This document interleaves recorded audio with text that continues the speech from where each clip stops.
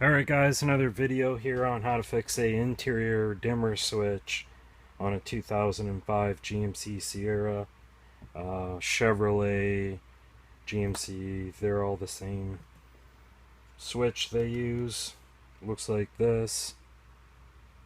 What happened with mine was it was just going in and out all on its own. Sometimes it would go out, sometimes it would go bright.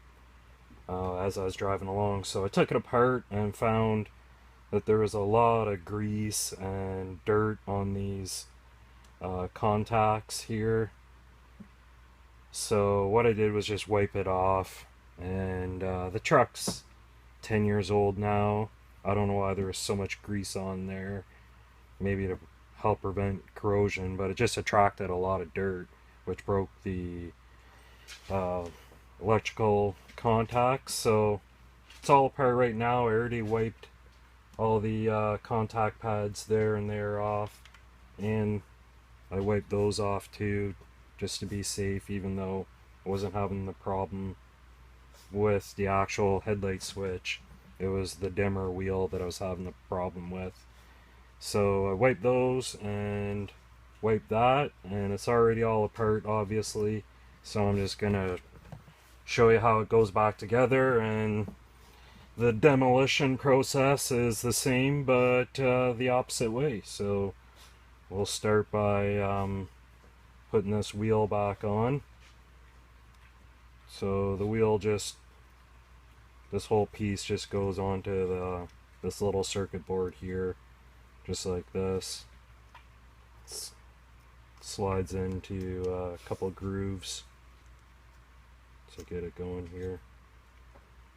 Actually, that was the wrong freaking way. Try this way. And just slides back on there, just like that. And then you just want to make sure everything's all fully seated. There you go. Wheels going back and forth just the way it's supposed to. There's two screws that hold that wheel switch on. So we'll just run those back in there. With my crappy little screwdriver here.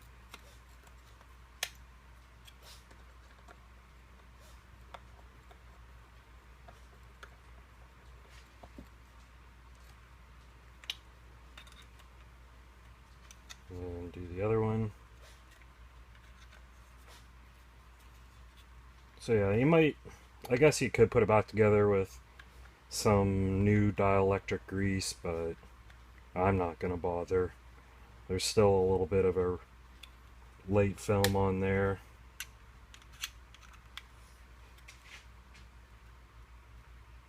And it wasn't so much the grease, it was the dirt that was in the grease that broke the contacts. So once you got that all back together, it just goes back into the main assembly. Just be aware there's a spring in there and a little metal tab. You don't want that to fall out, so just keep it facing down. And then that just goes in there just like so. You can see that spring right there. There's a little post on the back plate that just fits right on that spring, and then it just goes back together like that. And you put your 4 screws back in. I'm not going to make you watch me do that, but there you go. And I've already tested it. Works perfect just the way it's supposed to. And hope that helps you out. Saves you from buying a whole new switch. I don't even know how much they are new. There's a bunch of used ones on eBay, but you could end up with the same friggin' problem. So just rip it apart. Don't be afraid. Even if you break something, they're only 25 bucks on eBay. But it's fun just to take it apart and try and fix it yourself for free. And it worked for me, so thanks for watching.